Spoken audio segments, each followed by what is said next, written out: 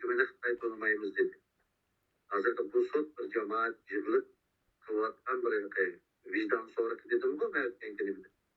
Bunun için onun bu Xitoy bir inkaz kayıtlamayı.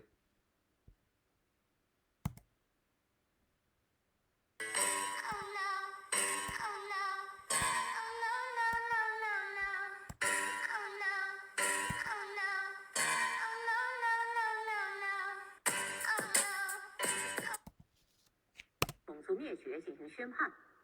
新疆维吾尔自治区人民政府新闻发言人徐贵相在昨天举行的涉疆问题新闻发布会上指出，所谓维吾尔特别法庭根本不是司法机构，不过是美西方反华势力拼凑所谓审判活动，根本不是司法活动，也不过是美西方反华势力策划上演的闹剧。